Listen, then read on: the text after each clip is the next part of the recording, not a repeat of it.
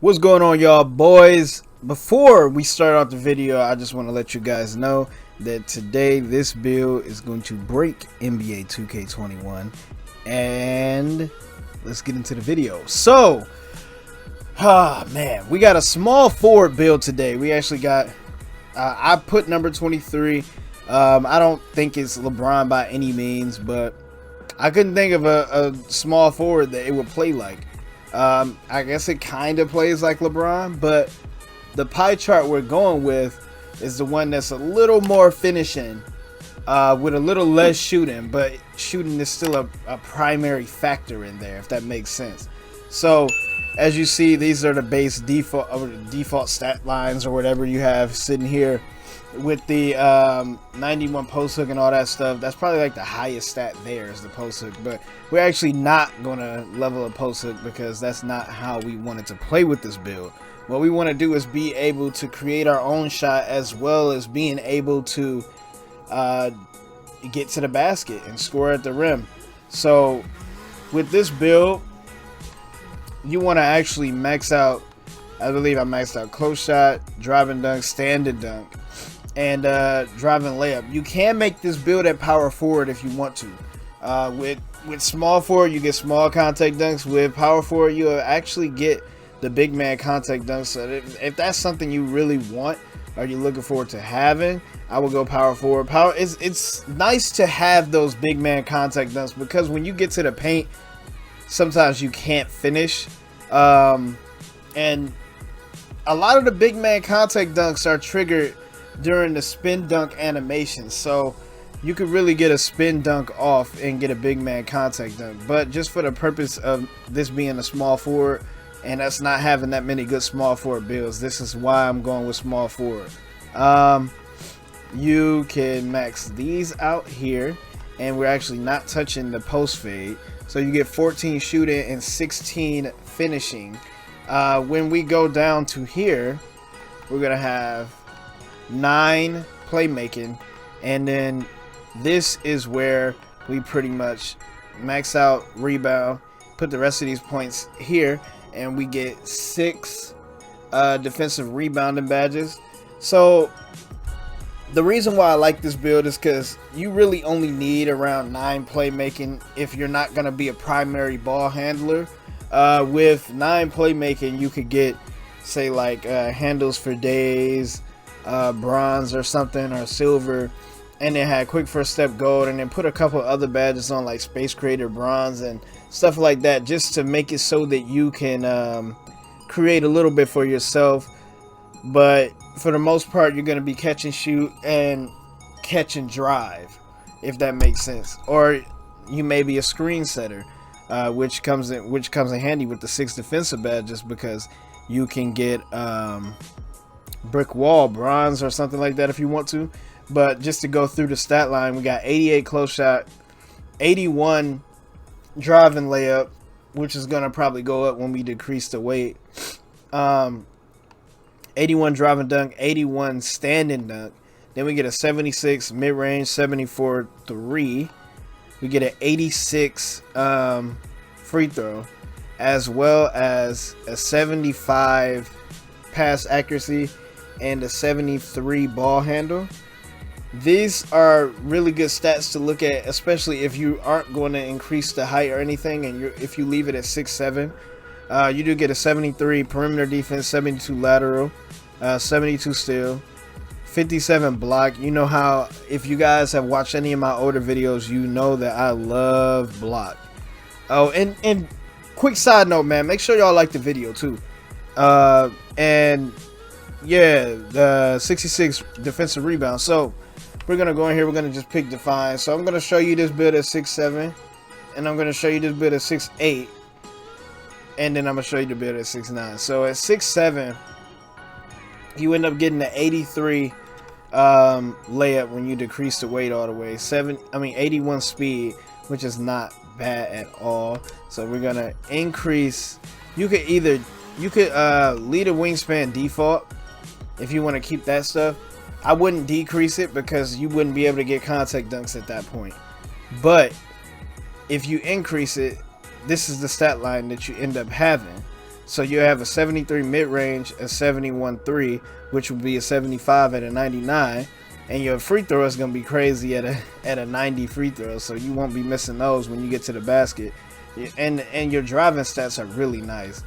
But what I was actually looking at it, well, let's go through 6'8" really quickly. So 6'8", you lower the weight, increase the wingspan, you still get the 84 driving dunk. Your 3 is a little lower, but you get the 66 ball handle. And with the 66 ball handle at a 99, you'll get a 70, which gives you those pro dribble moves, and that's what you would really want. So having those pro dribble moves, also having like a 74 or 73 three-pointer and a 75 mid-range, you'll actually be pretty solid when it comes down to shooting shots and being able to get to the basket, because you still get pretty much the same driving stats.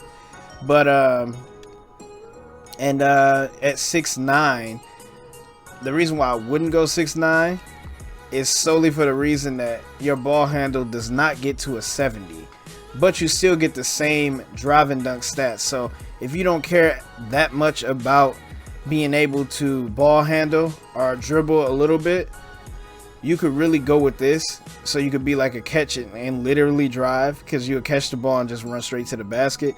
You'll get a 77 rebound, which is pretty nice because you can also grab rebounds. At a 99, you'll have an 81 rebound, so that's really nice. And your block is also higher, being taller. And your 3 is a little lower, but your 3 will still be a 71 at a 99, which is still decent. Mike Wayne said you need around a 75 this year to be consistent. In the 70s, you like 71 is still good. Like you got so many shooting badges, and they're going to be gold shooting badges, by the way. They aren't going to be the Hall of Fame, so you're going to have gold shooting badges and Hall of Fame finishing, which is really nice. With that 95 standing dunk, that's insane. Having an 84 driving dunk is really crazy. But this build as a post scorer at power forward, and you level it up differently and putting like post hook and post fade on, is a really nice build as well. But the height that I like the most is 6'8". So just because I like 6'8 more, I'm gonna pick 6'8. And with the 94 standing dunk, is really not that big of a difference. You would just have a 99 at a 99 with 6'9". With this one, you'll have an 88 driving dunk, and as well as an 86 driving layup. And you have a 95 close shot, which is your standing layup. You can still rebound decently with the best of them. You're just not going to have like offensive rebound, of course. You still get like a 70-something block at a 99, as well as a 70-something steal, 70-something lateral quickness, and a 70-something or 74 perimeter defense with a set. Like, this build is loaded at the small forward position. Being 6'8", and the person who told me about this build was my friend KG, but this build is loaded at the small forward position. You end up getting like slash takeover. I wouldn't get playmaking. Well, you could get playmaking, because it actually be kind of crazy to get playmaking, takeover, and drop people and stuff, and then you'll be able to actually dribble. But yeah, I would definitely get, or you could really, to be honest, you could lower the wingspan by 1, because if you lower the wingspan by 1, you still get a 91 standing dunk, you get an 83 driving, but you would have to wait till you get to an 86 to get contact dunks. But you will have, 96, but you will have a 73 pointer like early, so you'll be a little more consistent from 3 earlier. I feel like it's not that big of a difference. If you buy a boost, you'll be fine. But some people look at that. I would rather have the contact dunks immediately and be more of a presence defensively with the longer wingspan. And this build is actually probably the best small forward in the build the best small forward build in the game, in my opinion. With the 6'9", again, we're gonna look at it. With 6'9", you can still get playmaking takeover. So with 6'9" and play takeover, well, even with slash and takeover, you still get plus 10 ball handle, so you'll still be able to dribble in takeover, but you just won't have those animations. That's the issue. So I would really go with 6'8" and max wingspan, of course. And we're going to go with slash takeover.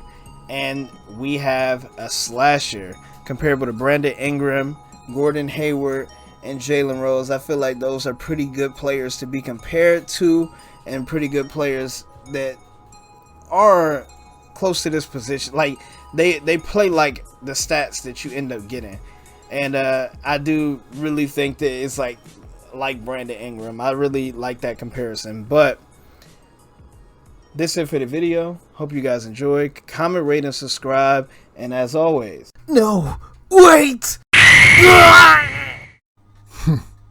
He should have hit the like button.